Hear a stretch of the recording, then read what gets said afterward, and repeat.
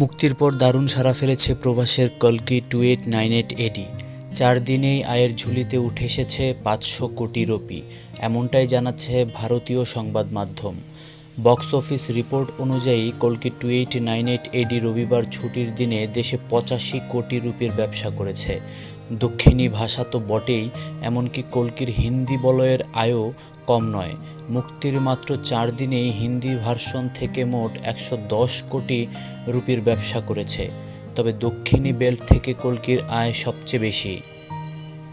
বিশেষ করে তেলেগু সিনেবাজারে মোট 162 কোটি রুপি ব্যবসা করার খবর মিলেছে এখন পর্যন্ত।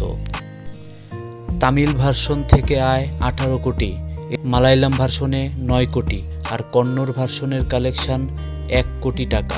এদিকে 600 কোটি বাজেটে নির্মিত ছবিটি মুক্তির আগেই তুলে নিয়েছিল 400 কোটি টাকা। নাগ অশ্বিন পরিচালিত কল্কিতে মহাভারতের অশ্বত্থামার চরিত্রে দেখা গেছে অমিতাভকে। খল চরিত্রে আছেন কমল হাসান, আরও রয়েছেন দীপিকা পাডুকোন।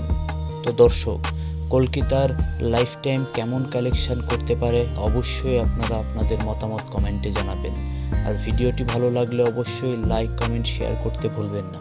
আর আমাদের সমস্ত আপডেট সবার আগে পেতে অবশ্যই চ্যানেলটিকে সাবস্ক্রাইব করে রাখুন।